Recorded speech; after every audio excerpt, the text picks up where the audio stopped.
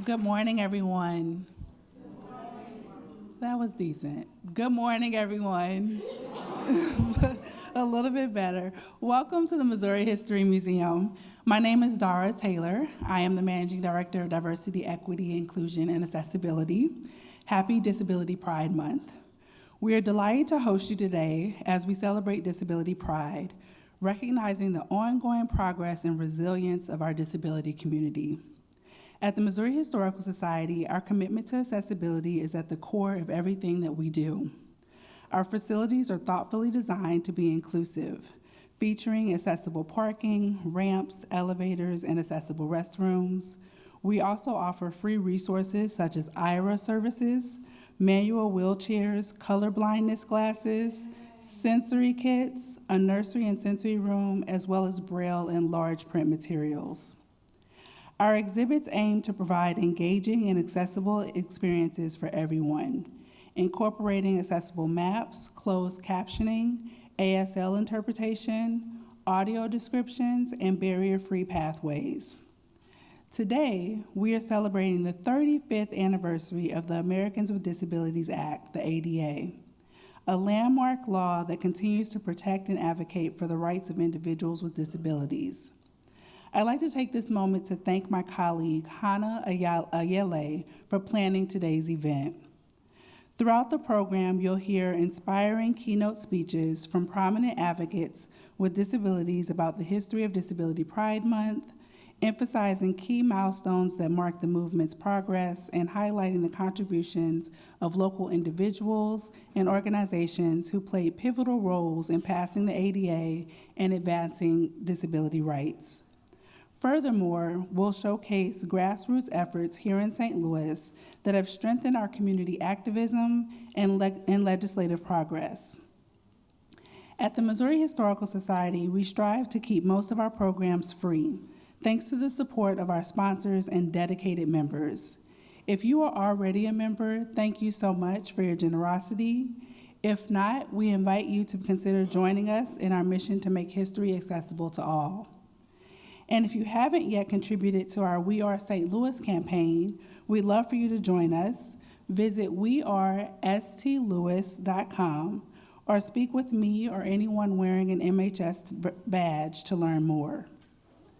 A special thank you to our 5 partner organizations whose generous sponsorship makes today's program and lunch possible. Those sponsors are the St. Louis Office for Developmental Disability Resources, Society for the Blind, Starkloff Disability Institute, Deaf Inc., and Agape Council for the Blind.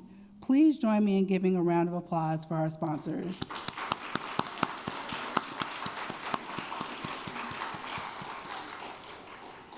Now it is my great pleasure to get the program started and introduce our first speaker, Sharon Smith. Sharon earned her bachelor's and master's degrees in history from Southern Illinois University, Edwardsville, with a focus on U.S. history. She has been with the Missouri Historical Society since November of 1989 and currently serves as the curator of civic and personal identity. Sharon has curated many notable exhibits, including collections on Charles Lindbergh, the 1904 World's Fair, the Veiled Prophet, as well as collections for children, including dolls, toys, and sports memorabilia. She also curated significant exhibits such as the Americans with Disabilities Act 20 years later, Soccer City, and Gateway to Pride. Please join me in giving a warm welcome to Sharon Smith.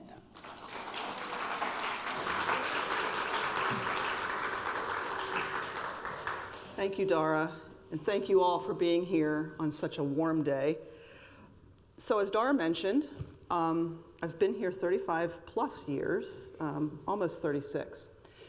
And it occurred to me when I was thinking about this talk that means I started here before the ADA was passed. That seems a little ridiculous to me, but okay. That means I'm older than the ADA by a long shot. So when I got here in the fall of 1989, this building also was very different. We did not have this gallery or this whole section of the building, right? It was just those 2 spaces in the old Jefferson Memorial Building. That meant we weren't doing a whole lot with exhibits. We couldn't. And so there wasn't a whole lot of opportunities to do anything with accessibility either. Now, I did see a lot of captioning, open captioning, on the exhibits that we did have, but there wasn't a whole lot beyond that, to my recollection. Then the ADA gets passed, and we install the ramps out on the north lawn, right? That was something that wasn't here when I first got here.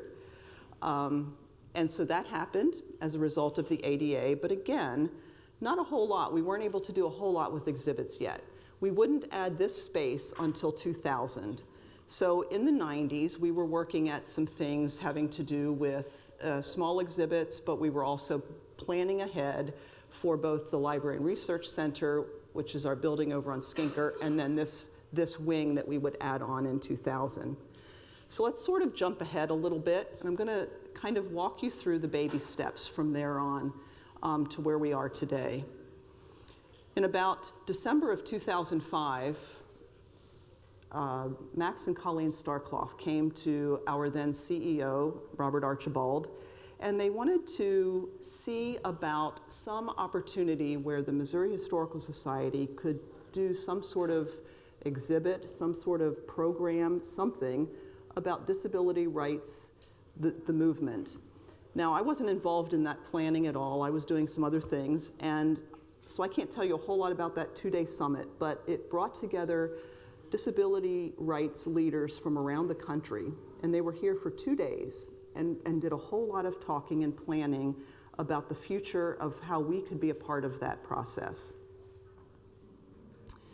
Now, what happens in a museum is that if you're going to even think about an exhibit, you need to think about what you have in the collection so that we aren't just putting a book on the wall.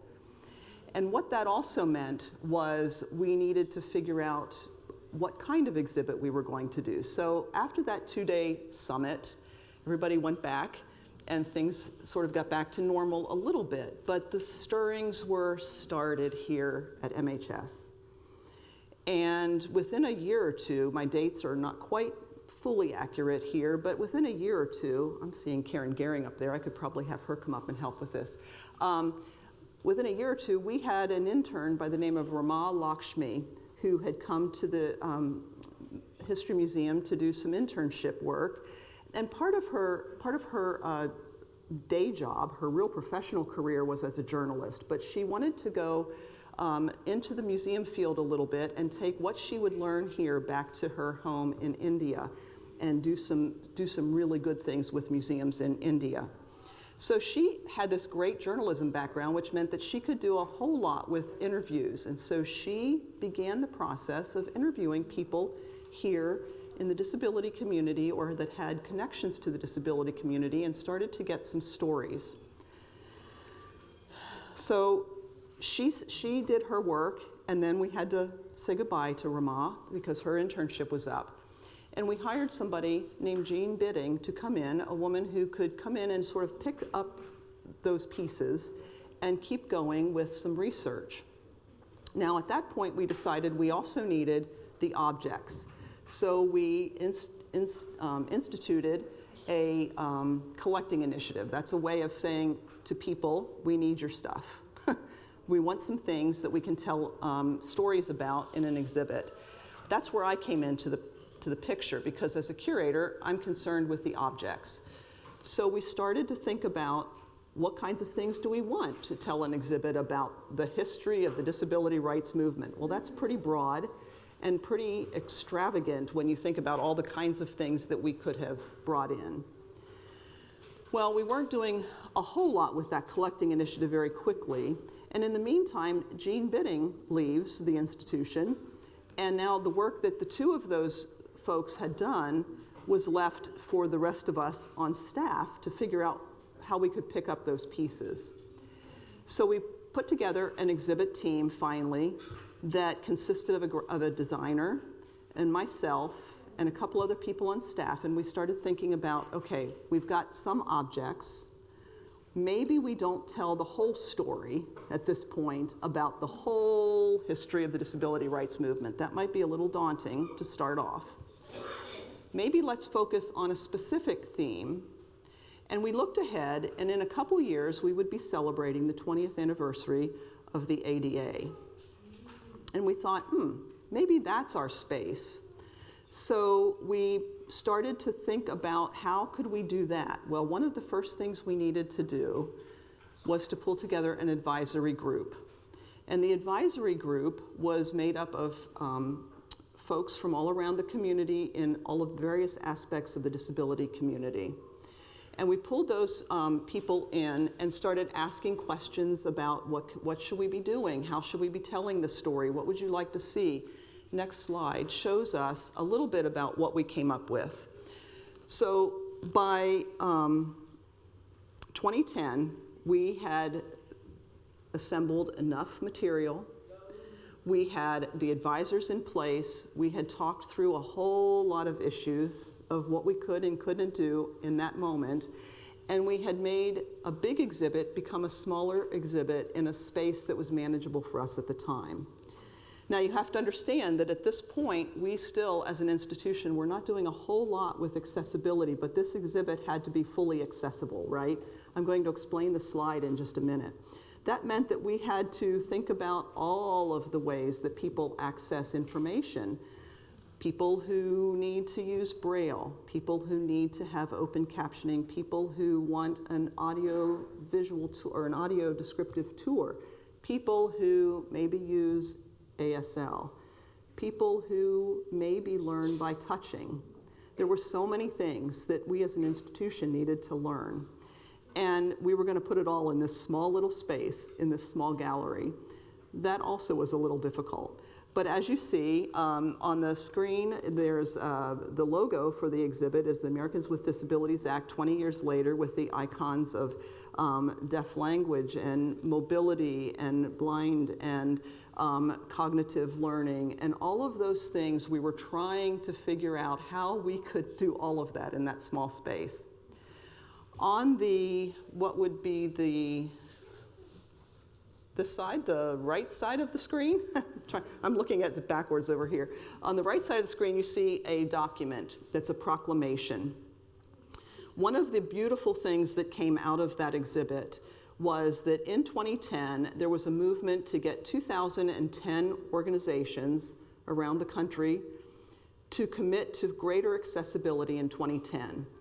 And the Missouri Historical Society took on the role of basically asking the other institutions within the Zoo Museum Tax District, so that's the zoo, the art museum, the botanical gardens, and the Science Center and the History Museum to join together and be 5 of those institutions.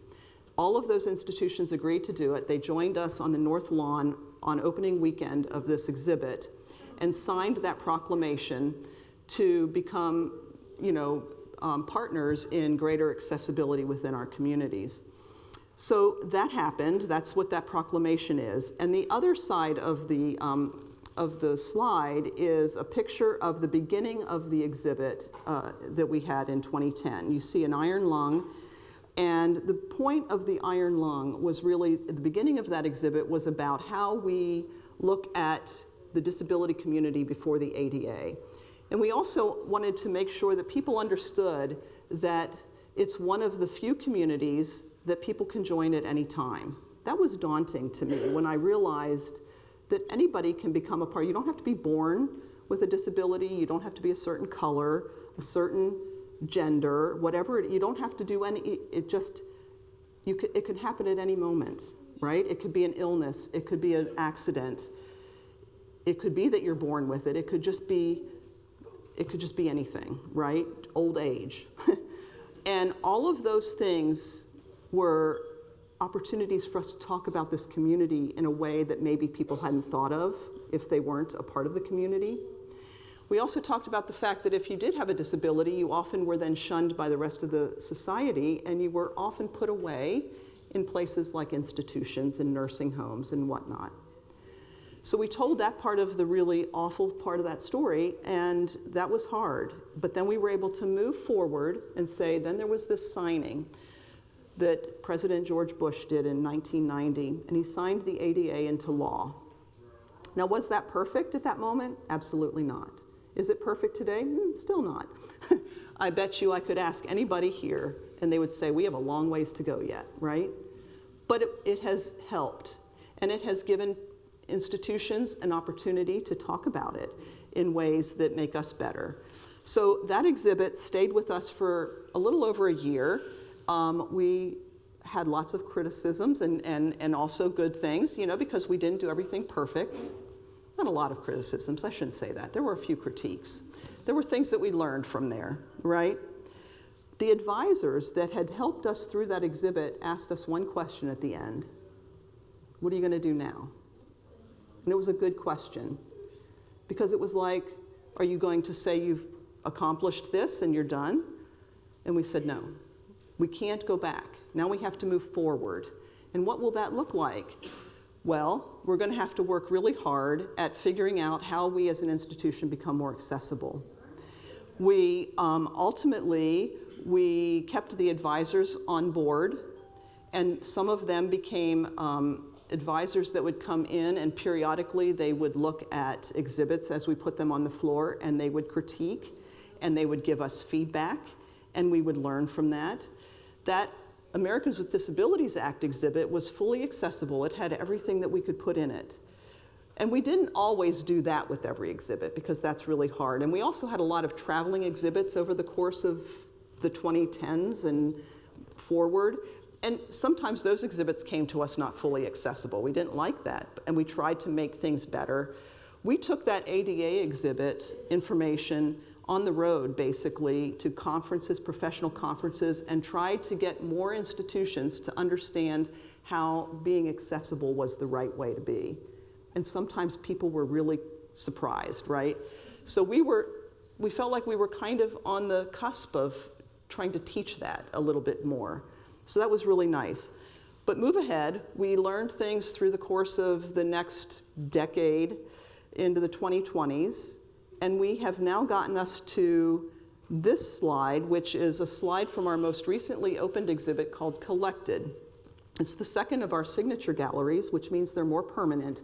And what we get to do with permanent galleries is we get to play a little bit more with things that might cost a little bit more, because they're going to be on the floor a longer time than something that's only up for months. And so this exhibit features, as you can see on the slide, it's a picture of an object, which is a sled. It's a wooden sled, a very old wooden sled that was part of the Peary expedition to the North Pole. So it's really old. It's been through the ringer a time or two. But we have it here because it came back to St. Louis, because the Simmons company, a hardware company, was the ones who sponsored, put up some of the money for the expedition. So we have this piece. We wanted to tell the story. But what we also were able to do is, it's such a cool piece, we wanted people to be able to experience it. So there's a touchable on the bottom left side, no, right side? I don't know. I can't do my I can't do that. On the slide there, you'll see it, and there's a hand that says please touch. That's also Braille. There's Braille writing on that label. There's not Braille writing throughout the whole Collected. We do understand that that's something we need to figure out a little bit better, but there is Braille everywhere. You can check those texts out at the front desk.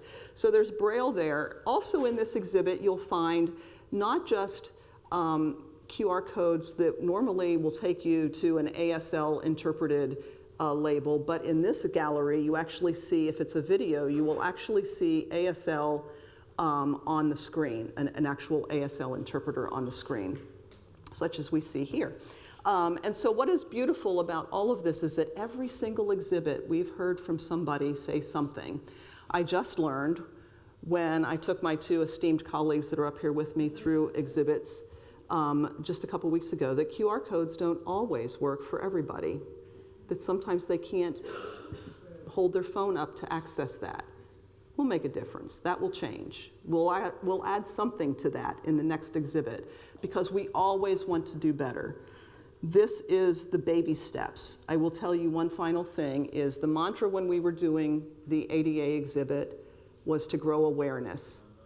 You can't make a change unless you're aware, right? You have to know that something's wrong in order to change it. You have to, in your head, you have to know it. It's probably really clear to most people, but if you need to know that, then your awareness will make you make the changes. And we have done that as an institution, and I'm grateful to say that I've been able to watch that these last 35 years.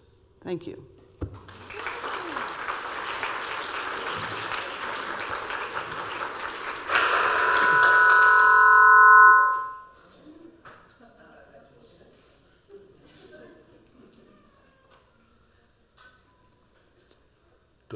I just start, no introduction on.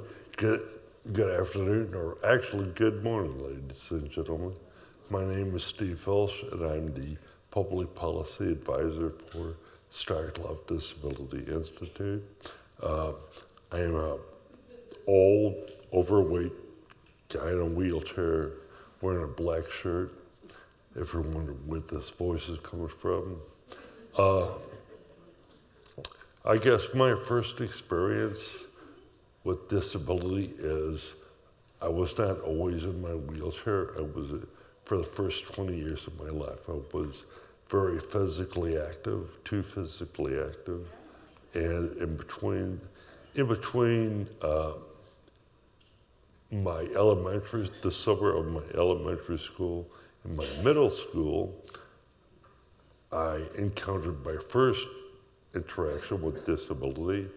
I was branded as behaviorally disordered, which meant that I went to middle school, and their idea of integration and diversity was to take all the people with disabilities and put them all in one class. So I was with blind people, I was with deaf people, I was with people that just had deaf palates, I was with other behaviorally disordered people. So I was in a room along what they called normal kids, right? So I was very isolated, and I felt that disability was something, I don't know if it was shamed, but I was definitely embarrassed. I always got in trouble for being late because I walked a mile and a half to school rather than ride the special bus. I know that. So my first interaction with disability was a very negative experience. It was isolating, and when somebody is isolated, they act out. So actually, by calling me behaviorally disordered, putting me in a isolating room, I actually became more behaviorally disordered. So I got into high school, and I ended up going to regular classes with all my peers. I hated school so much, and all I wanted to do was work construction and drink beer and play in a punk rock band and ride my motorcycle. And doing 3 of those things, and in Kansas City, I hit a car head-on the highway and broke my neck and became a C4, C5 quadriplegic. I basically thought my life was over. This is kind of an interesting, my experience with disability and Amy's experience with disability is very, very different, because I was able-bodied and then I wasn't, and then all of a sudden I couldn't do anything I wanted to do. So I moved back in with my parents, and I love my parents, but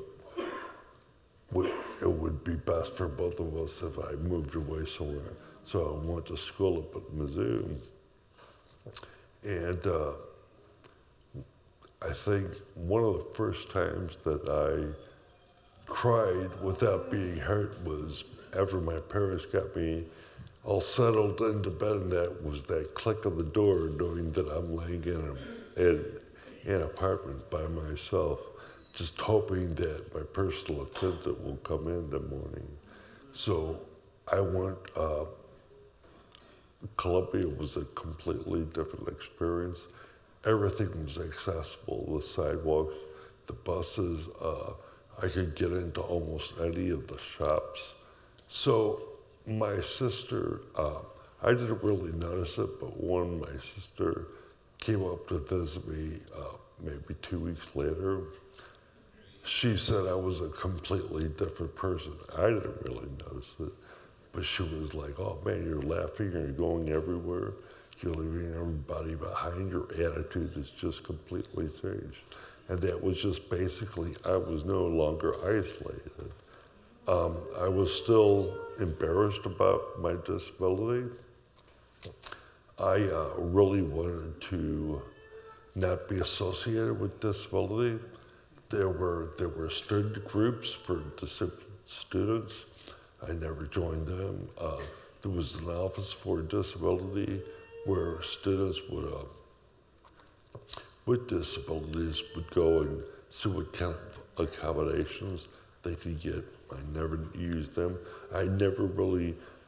There were a couple of classes that I couldn't get to in buildings, and I just changed classes. I just didn't really want to rock the boat, or I didn't want to call attention to myself, or rather call attention to what I was not able to do. So I really kind of discriminated against myself.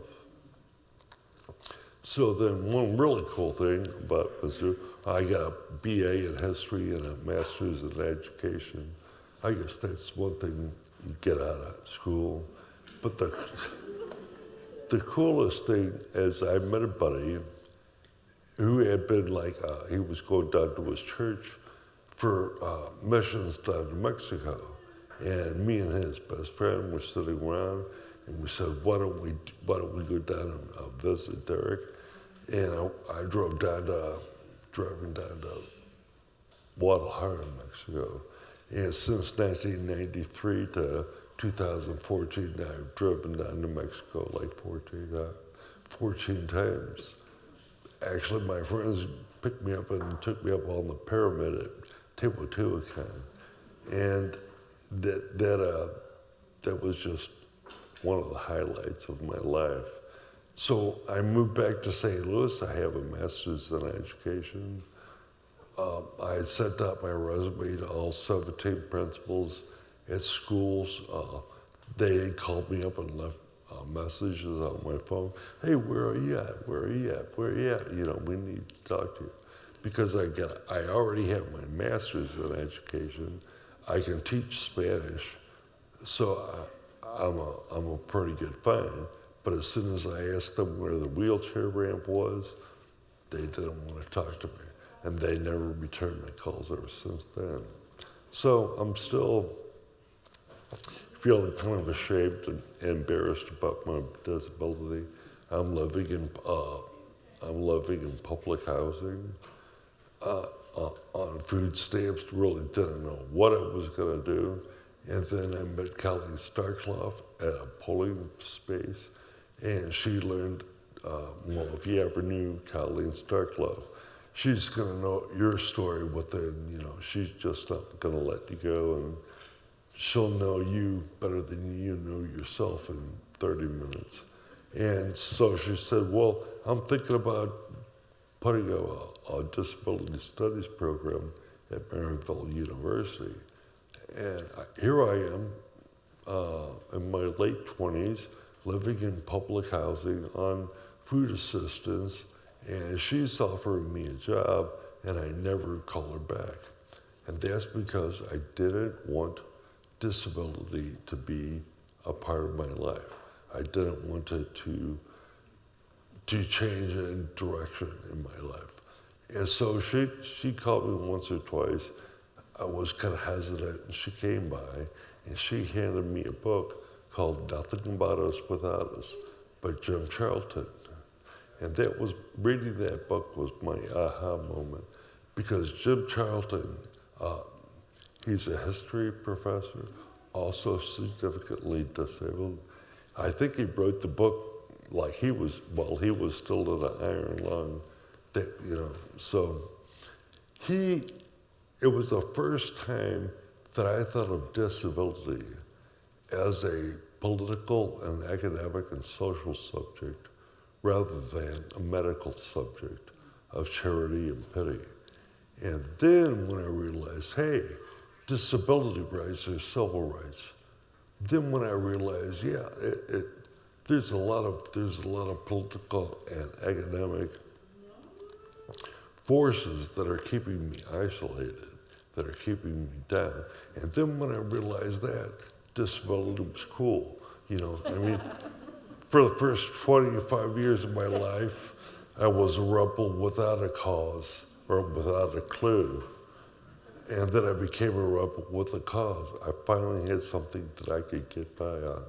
So we designed 6 different classes in disability studies, and I take great pride in saying that there's lots of disability studies programs now, but they're all, I wouldn't say that they're all, I'll tell you what ours is. Ours is unique. Our disability studies program is unique because it was very important to Colleen that all of the professors taught the classes, all of the professors wrote all of the material, all the PowerPoints, all the tests, and all of our teaching material that we used was written by people with disabilities. Now, that's not saying that a non-disabled person can't be well aware of what people with disabilities go through, but you know, just I could read all the Charlotte Bronte in the world, but I'm just not going to bring that experience to a class of great women British writers, right? So I think that I'm very proud of that. I think disability pride, for me, you know, to me, disability is a real pain in the neck. And I don't know if I'm proud of being disabled, but I am definitely proud of some of the things that I've done and some of the people that I've helped.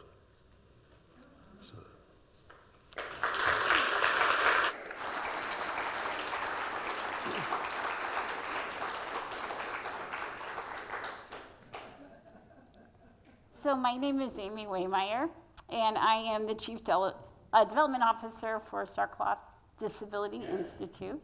I've been there since January. And it's funny because my story and Steve's story sort of intertwine quite a lot, which you'll hear a little bit about. Just to give you a little bit of context, I don't usually just talk about my age, but in this scenario, I'm going to. So I was born with muscular dystrophy in 1971. And so I think that timing is important because that's also like right in the midst of the civil rights movement and the disability rights movement of the 1960s and 70s. And so there was a lot of overlap with, racial segregation, the women's movement, and the disability rights movement. Everyone was fighting for equal access, full participation, and protection under the law. So there was a lot of things happening at the same time. And so in terms of some of the legislative pieces that were also happening, is that in 1973, that is when the Rehab Act was passed. And that prohibited basically disability discrimination in any federally funded program. And I think it's cool. So although it passed in 73, it really didn't take effect for several years, 1977. And so some of the things that led up to that, which I'm super proud of, wasn't a part of it, but super proud of, is that to this date, we had the longest nonviolent occupation of a federal building than any other group. So folks with disabilities in San Francisco stayed in a building for 25 days. fighting for the implementation of this pivotal legislation. And I think it's also important to just know that the Black Panther Party, they were right alongside us, and they were supportive allies. They were helping with the organization, getting food, helping with care. So there was a lot, again, of people working together. Also, in 1975, there was the Education for All Handicapped Children Act. Not a great name. And although that was passed in 1975, it didn't take effect until 1978. And the significance of that is really that it allowed all people the right to free and appropriate education in the least restrictive environment possible. And I think that that's relevant because I started public school in 1976. So although this act had passed, it wasn't yet in effect. It didn't take effect until 1978. And so what I thought the story was, I thought that my parents fought for me to go to public school. But I learned that it was actually the opposite of that. So there were tax implications if a person went to a special school. And so when we started school, my mom had to drive me to and from school every day. She had to come to the school and help me use the restroom. So there wasn't anything in place to make it easy for me to go to school. And so I was born with muscular dystrophy, and the muscular dystrophy advised my mom that she should sue the school and that I should go to a special school. It was called Michael's School at the time. And it went to court, and my mom lost. And I stayed in public school, which I'm extremely grateful for. And just to give you a little more context, so I grew up in a one-story ranch home, but we had a step going up onto the porch. We had a step going up into the house. And so everything around me growing up was not accessible, not even my own home. And that was really what the world was like for me in St. Charles, Missouri, or Harvester, at that time. And kind of similarly, like, the greatest barrier for me wasn't just the accessibility piece. It was just that I had no autonomy. So Steve talked about parents are great, but I still, at the age of 18, I had a bedtime. I didn't have any control of when I washed my hair, when I got up, when I went to bed, where I went, what I wore, all those things. And so I left home at the age of 18, and I've never been home since. And so my mom said I needed to get a good job because I would never wait tables. But I wanted to have a good job because I wanted to have power and control of my own life. So next I'm going to talk a little bit about this kind of disability awareness and inclusion and how that changed through the years. And so it may or may not be a surprise that I grew up a Jerry's kid. I was actually a poster child, traveled to New York City, appeared on Good Morning America. I participated in the local telethon at Crestwood Mall when it was there, and also stayed up all night watching the MDA telethon nationally. And so as a child, charity and pity were the norm. I mean, that is what disability was. And so kind of that shift from kind of the mid-20th century from charity and tragedy, and Steve kind of talked about this, was that disability rights movement was also taking place. And so it was starting to reframe that narrative of pity and charity to kind of nothing about us without us. So again, everyone's seeking what I wanted, which was the right to control my own life, self-determination, all of those things. And so there was a shift from people with disabilities needing to be saved or needing to be cured to like a social model, that they wanted equal access and wanted to be a part of the world. And so that nothing about us without us really became the slogan throughout the 80s and the 90s. And it really shifted inclusion from tokeism to actually putting people in leadership positions. And so I was also thinking about the media, and there was always the kind of early tropes of disabilities as the tragic cripple or the heroic overcomer who, overcomes their disability to do something super great. Or you have the villain with the scar. And so I think one thing that was really instrumental to me is like the idea of inspiration porn, of really seeing the idea that a person with a disability can do anything. They can they can overcome anything. And the reality of that is, I can't do everything. I can do a lot. I've done a lot of great things, but, and then also the idea of disability drag, where you have people without disabilities always representing people with disabilities in the media. And so starting to see some of the shifts there in that cultural change. I think some good examples are Crip Camp. CODA was fantastic as we see it. So you're starting to see things kind of move from that charity to hearing the stories. And then of course now we have all the storytellers on TikTok and YouTube who are starting to show disability in a full dimensional way. And I think all of these kind of shifts started to pave the way for the ADA in the 1990s.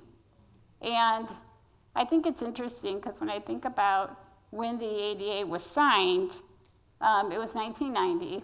So I graduated from high school in 1989. And so I also went to Mizzou. And so my whole world of complete inaccessibility shifted when I went to Columbia, Missouri. And they were way ahead of the game. But so again, dorms were accessible, sidewalks were accessible, buildings were accessible, and those weren't things that you had to think about. And I'm laughing as I was listening to Steve. So I was the opposite. When I went to Mizzou, that is when I found my people. And so there was such a strong culture of disability and disability pride at MU. And so I worked in the disability services office that he would never go to. And I was the president of Barrier Free, the certain organization that he would never join. However, I did know Steve because he is a force. And so instead of hanging out with him at the Disability Services Office, I got to hang out with him at Peace Park, which was also good. So just to shift a little bit to, I also want to say to you that after I graduated from college, just an idea like this, my first job, I started at State Farm Insurance in 96, 97. And I think that's interesting because I got to be a part of their National Council on Inclusion. I mean, that was a long time ago. And they were talking about DEI way back then. And so I think it was really comfortable at that time to talk about gender and even race, a little bit about LGBTQ and allies, but there wasn't much talk about disability. So I was the first person that I could see who had a visible disability that worked in that space. So just a little context about what was happening. And so I'm just going to shift a little bit to the Starcloths, which Steve talked about. because there are so many vital contributions that happened right here in St. Louis and in Missouri that contributed to a lot of the rights and the benefits that I benefit from today. And so Max Starkloff, he was the founder of the first Center for Independent Living in St. Louis, and that was one of the first 10 centers in the United States. And I think it's interesting because Paraquat was founded from his nursing home. So those who don't know Max or haven't heard about Max, he's since passed, but he was this beautiful, big person with a huge personality, so smart, so kind, so forceful. And the fact that he spent 12 years in a nursing home is really hard for me to understand or to really to understand. And so through that experience, he met his wife, Colleen, who was a physical therapist who worked in the nursing home. And they are both forces to be reckoned with. And so Paraquat was founded in 1970. So again, I was born in 71. The Center for Independent Living first opened in 1970. And then I think another thing that a lot of people may or may not know is that Missouri was one of the very first places to have curb cuts and to have, it was the first city that had the whole fleet of buses, had to have lift-equipped buses. And so those were really, really big things. Max and Colleen, and then folks from Marta Bristow, who's a great disability advocate who's also passed away. She was in Chicago. And then Mr. Carr, they all joined together in 1983 to form the first National Council for Independent Living. So again, to have this St. Louis local who is starting this national council is pretty exciting. And they were very instrumental in helping to get the ADA passed. They also served in global leadership roles. I think other important people, or I'm just mentioning some of the people who were really like icons to me. Another one is Jim Tusher. So Jim Tusher, he was a former U.S. Marine. He became a paraplegic, and he led funding efforts to fund 22 centers around the country. And so again, from Missouri, you have these people who are making incredible advances for folks with disabilities. He also started something that I attribute to my success, which is the consumer-directed program for personal care assistance. So since I have always had the ability to hire my own caregivers, I could have never made it to where I am today using a typical agency model. I get up every day at 5 a.m. There's not an agency that's going to send an attendant to my house at 5 a.m. I've seen lots of concerts. I've done lots of fun things in my life. And again, those things wouldn't have happened without this program. And so this was really instrumental because it gave people with disabilities the right to determine who comes into their house, the right to determine how their care would be done, and if it doesn't work out, the right to find someone different. And so those were something that was really important. And I think it's also important not just to mention some of the people. I mean, also David Neuberger was someone very important. And he has served as the commissioner on the disabled in St. Louis City for a very long time. But there was also university and legal advocates WashU and SLU, they have been around helping shape policy all through my career. And so those were folks who were really, really important. People from St. Louis took the sit-in that I talked about. They took part in the 504 sit-in. They did the Capitol crawl. That is believed to be, when you remember that iconic picture of the person crawling up the stairs to get the ADA passed, people from St. Louis were taking part in that. And so there's lots of things that contributed to where we are today that happened right here in St. Louis. And so I have a little bit more to say, but I think we're going to go a little over on time. But I think that what I really want to say is that the people in St. Louis and the victories and the movements show that St. Louis helped define the disability rights movement. The commitment from places like the History Museum to tell our story. The commitment for people like Steve to write our story and to teach our story. And one of my greatest experiences, so the attended program that I talked about, the legislators proposed major cuts that would have very much impacted the program. And so I had the opportunity to testify at the Capitol with Max Starkloff. And so that was one of the only times that I got to meet Max. And it's weird to see someone who's your hero and have the opportunity to testify with him.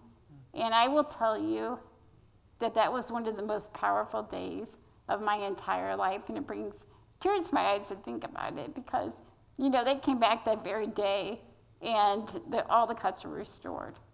And that was one glimpse that I had personally of a person who would change the world for me. And so, St. Louis was a good innovator, and I think it's important. It's sad, Max is gone, Jim is gone.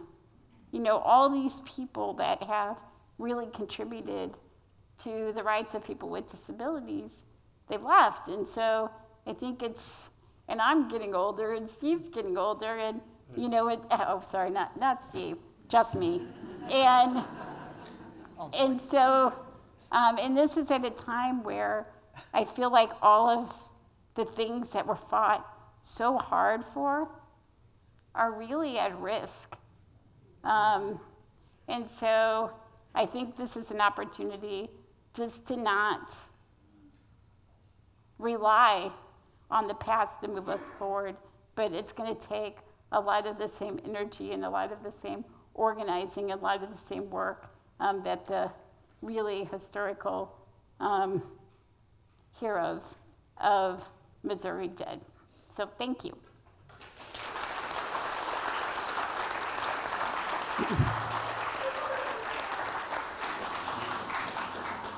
Thank you all. Sorry, Steve, did you have something to say? We ended up talking more about disability and experiences than disability pride, and I saw the new disability pride flag. Have you guys seen that, or have you seen the disability pride flag, which is basically, I think it's like 8 lines, 8 different colored lines, all representing different types of disability. And I was looking at it, and they're all together. And what I think is really important about that flag is they've all joined together, all disabilities. It used to be historically, if you were disabled with this, or if you had this disability, we got that organization. And we need to come together and realize our power and our strength as the largest minority in the U.S. and in the world. Thank you so much, Steve. That's a wonderful note to close on. Thank you so much for the panel. And again, thank you to our sponsors for today,